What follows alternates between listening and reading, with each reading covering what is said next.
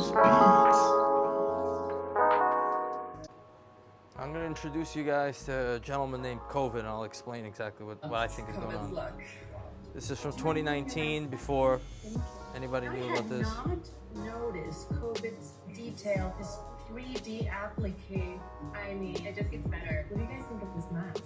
So this designer, his name is Kovid, and he happens to be wearing a mask. Kovid's look. So what's happening here? Well, listen, Kovid is a standard virus. I don't know if he named himself Kovid because of the Covid virus. There's a reason why we call it COVID-19, because there's other Covids. Put on a mask, called himself Kovid, thought he was a designer.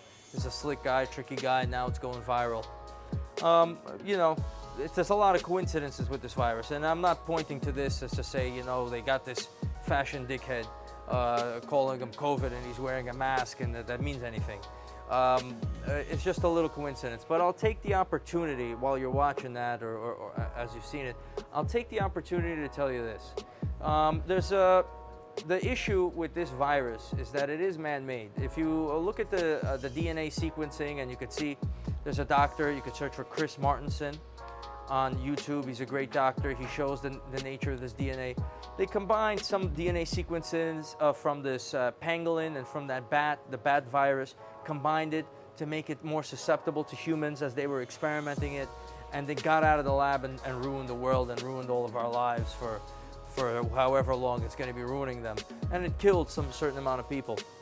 That information is hidden from you. That information, I did my research. I feel like that's absolutely true. You could take it with a grain of salt. You could take it however you want it. And in the future, most likely, when people look back through history, like they look back on 9/11 or what have you, they'll see the nature of this, or they could keep it hidden for quite some time. They'll see the nature. You could be, if you're 30 now, you could be 50 years old and you'll hear this information again, right?